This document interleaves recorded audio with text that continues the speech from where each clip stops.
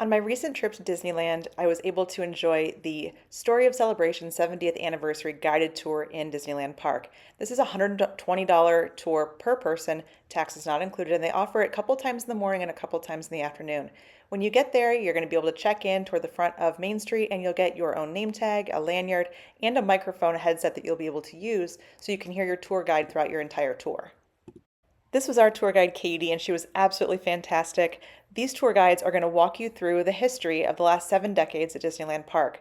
You're going to visit a couple different locations throughout the park that have been there since opening day, and you're going to hear fun stories and fun facts that not everyone may know about Walt, about the park, and about just the beginnings of this very first theme park that he was building.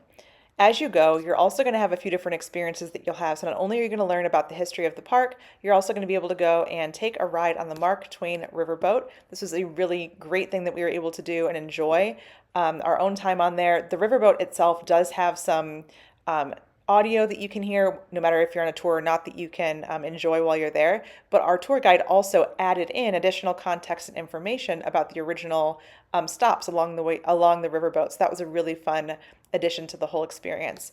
We also took a tour on the railroad. Of course, we had to go on the Disneyland Railroad, and we started over in Tomorrowland where we were able to get on and start to explore some of the fun that is had going and seeing some of the old dinosaur sections of that ride as you head back toward Main Street.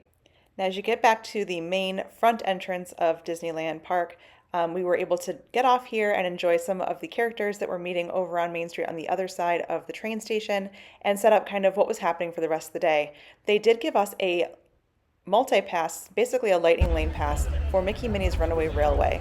And what was so nice about that is we were able to use it anytime the rest of our day, so we didn't have to do it during the tour, it didn't take up too much time, but we did have that dedicated ride time that we could go and enjoy after the tour was over. It's a 2-hour tour, but again, at the end of the night, you're able to go and have reserved seating that is very front and center, right across from the front of the train station, to watch the Paint the Night parade. Here they were giving us popcorn and giving us great seats to enjoy that entire parade in the evening. So if this is something that you would love to add to your list, I highly recommend it. For someone who's a huge fan of the history of Disney and learning more about the parks, this is a great way to do it on a very hands-on way.